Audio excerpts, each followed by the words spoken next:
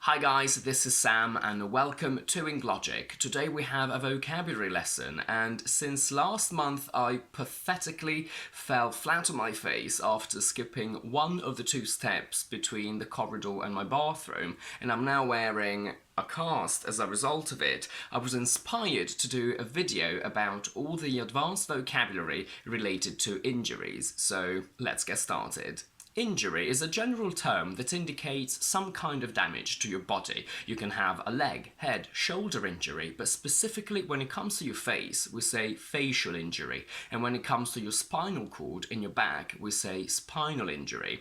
A minor injury is just a small one, a nasty one is a little bit worse, and when it's really bad, we can say major, terrible, serious, severe injury. A fatal injury causes death. A permanent one lasts forever. An industrial injury is an injury that occurs at work. Informally, you can get an injury, and the most common verb to go with the word injury is actually suffer, followed by sustain, which is a little bit more formal. You can also say receive, but it's really uncommon. You can have, cause, treat, recover from an injury. If you're prone to injury, it means that you get injured very easily. Injury also has a less physical meaning and represents the damage to your reputation, feelings or career, so scandals can cause permanent injury to your reputation. They cancelled our flight, and to add insult to injury, they charged us extra for the new one, means that they made a bad situation worse by upsetting us even more. The verb is to injure, and you can injure yourself or someone else, and it's often used in the passive voice in the news. Several people were injured in the accident. If I say something that injures your feelings or pride, I say something hurtful and unfair that affects your pride and feelings negatively. However, in this case, using the word injure is fairly formal. We would usually use the word hurt instead, the same way we can say that he hurt his arm. When an accident happens and you need to go to hospital, in England we go to A&E, which stands for Accident and Emergency. In America, however, they go to the ER, which stands for Emergency Room, which you probably know through the very famous TV series starring George Clooney. Let's analyse some types of injury. As you will see here, when I put to between brackets before the word, it means that this word can be used both as a noun and a verb. So you can fracture your bone as a verb, and there's a fracture in your bone as a noun. A fracture is exactly what I have here. When I fell flat on my face, I instinctively brought my hands forward to protect my face, and that's how my fracture occurred. A hairline fracture is a very thin one, and a stress fracture is a fracture that occurs because you overuse one of your bones. A cut is a small, shallow injury caused by a sharp object, for example, a knife, and a gash is a very deep cut. A wound, or to wound someone, is a deeper injury caused by a bullet, a weapon, a knife, a bomb. And given what's happening in the world right now, you might hear or see the word to maim, which means to injure someone severely and often permanently. Usually this happens when we talk about the war. You would hear that soldiers were maimed in the attack, meaning that they may have lost their limbs or their eyes permanently. Careful with the pronunciation of this word. When W-O-U-N-D refers to injury, we say wound, but it's also the past of the verb wind, which becomes wind, wound, wound. A bruise is a purple mark that occurs when you've been hit and blood starts leaking under your skin. It also appears on fruit after it's been hit. His ego was bruised when he didn't get the job means that not getting the job made him feel less confident about himself. If you bump your head on the shelf, the area of your skin involved rises a little bit, giving you a bump. The least serious of all these injuries is when you bark, graze or scrape, for example, your knee, meaning that the area of skin around your knee breaks slightly because you've rubbed it against something. We will analyse these three words individually because they have a lot of incredible and unrelated meanings. Apart from breaking your skin, to bark is when a dog makes its loud "woof, woof" sound.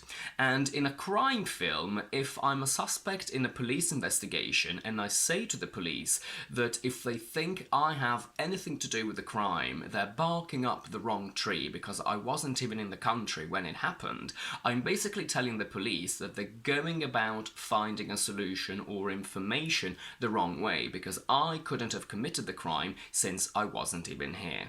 If he barks out at me and leaves the room every time I try to talk to him, it means that when I do try to talk to him, he says something quickly in a very loud voice and then storms off. Bark as a noun is the loud noise of a dog, and someone's bark is worse than their bite is an idiom that we use to say that someone is less unpleasant and difficult than they seem. And the very interesting thing about this word is that bark also refers to the outer layer of a tree. If the bullet only grazed my arm, it means that it didn't go inside my arm, but it just touched it slightly while it passed it. When animals graze, they eat grass on a farm, for example, and you can also use this verb transitively, so you can say that you graze your cattle, meaning that you get them to eat grass. If humans graze, that informally means they eat small amounts of food throughout the day rather than having specific full meals. Whilst you can't use bark as a noun to identify when your skin rubs off your knee, for example, you can use graze.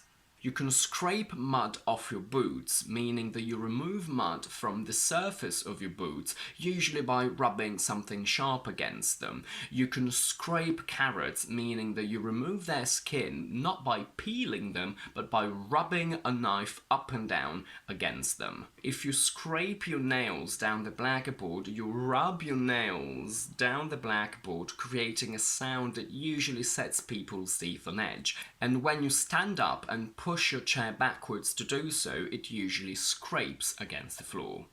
If Tom is the best candidate you can find, you're really scraping the bottom of the barrel, means that Tom is not a good candidate at all, and you know it, but there is no better option available.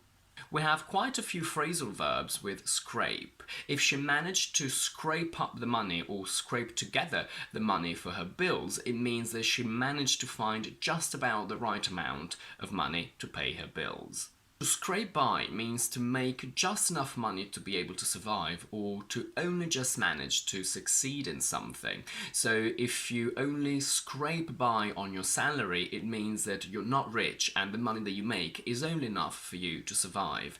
And if your limited amount of knowledge of German allows you to scrape by when you are in Germany, it means that it's good enough for you to survive again. And with this meaning, we also have to scratch or scrape a living. With a similar meaning, you can scrape through the entry test, and if the candidate scraped in by only 2 votes, it means that they managed to win literally by the skin of their teeth, by only 2 votes. To scrape your hair back means to pull it back and tie it here so it's away from your face. Scrape as a noun means a graze on your skin, the loud noise made when something scrapes, for example, a chair. And informally, it means difficult situations, so as a child, he got into a lot of scrapes.